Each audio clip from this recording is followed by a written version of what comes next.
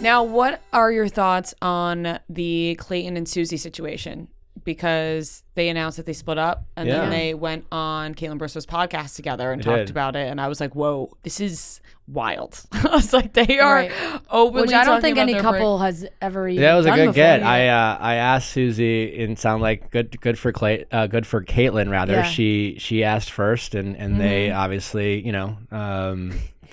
to the victor go the spoils. But there's like a little bit of Bachelor podcast competition. Of course, there's competition. Friendly competition. I feel like I compete with you ladies, and you have a great show. I like competition. You have to give props to your competitors and your peers. Absolutely, everybody has a different opinion, and I think listeners, you can either go based on guests or they can go on like.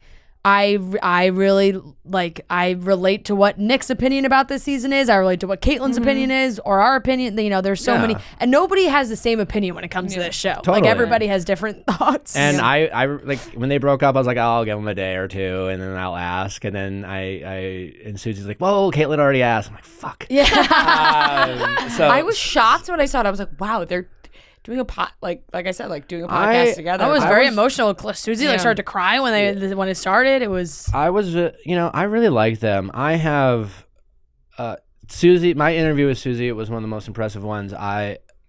From the standpoint of, it's not easy to go through that show. It's not easy to go through AFR, and it's not easy to go through with what Clayton and Susie went through. I know what it's like to have a bad AFR. And Susie walked in, like literally right after, is a ray of sunshine, and just answered all my questions. And no one was harder on Clayton than I was, you know. Yeah. And Clayton took accountability. Like I really like Clayton. I don't need people. I don't care. Like when I decide if I like someone, it's not about them making mistakes or fucking up or being perfect. I like sloppy people. Yeah. You know, I care about people's character and their willingness to take accountability and figure things out. I think Clayton, from what I've learned, is a really solid guy who just made some mistakes and got is a little emotionally mature. I think I agree, and I think it says a lot about the contestants' character when they know like they may have not looked the best on TV, but they will still answer to what they did on TV. Totally. It seems. What my takeaway was that Clayton can't get out of his own head at this point in terms of public opinion, and that is weighing very, very heavily on him. And I wish the amount of times you nailed it. I think everybody the amount of times in the public eye goes through that. Right, everyone goes through it. But I think right now it's talking about him and Susie's relationship. It seems like that was like a big deal breaker, is that they can't get over like the public perception, in which I feel bad for him, because we even told him here, we were like, you gotta stop reading the comments, you gotta stop caring about what people say. If you love somebody, you gotta love them, and that's it. You can't care what people say. I told him the same thing. I mean, before I knew he was with Susie, he called me for some advice once, and I was like, the only way, if you're in a relationship, the only way it's gonna work is if you prioritize the relationship and nothing else. Listen, every Bachelor relationships, they're doomed. They're set up to fail. Like, they truly are. They're giving zero advantages of succeeding. Think about, you get done. First of all, you have to film, and that's just an emotional crisis for like the leads. Like, it's just an absolute horror show for the leads. And then you get done filming, and they're like, great, spend 4 days together, actually get to know each other, and now you're going to start this relationship with great expectations, because by the way, you're engaged. Yeah. And now you can't see each other. And then when you do see each other every couple of weeks, you're locked in a room together, a house. It's a nice house, but you can't leave. Yeah. It's just not fucking normal. Meanwhile, then it starts airing. And then when it airs, it's just like, you talk about whatever you want, but it's just like, you told me you knew from the beginning, and you're telling so-and-so. Right, then the fights start happening, And it's just like,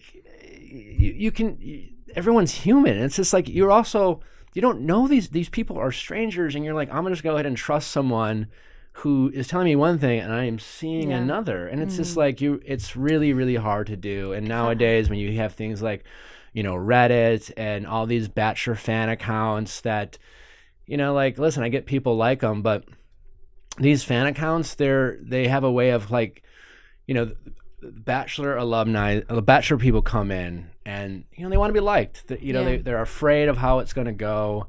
And then they come out, and you got to keep in mind, when someone is about to go casted for the show, they probably start doing their research, and they hear about the chicks in the office, like this, the Vile Files or these other Bachelor, fan accounts or whatever. And they're just like, I just need these people to like me, because I know they're going to be talking about me. And so then they start reaching out, and these fan accounts give their opinion, and then they start like editing themselves. You mentioned, I think, with Katie's AFR about I've never seen something, like, and I empathize with the desire to want to do that. It's just so hard for you to stop yourself. So the people who go on are really given no advantages to that. And you're right. You can tell people all the time not to look at it, but it's easier said than done.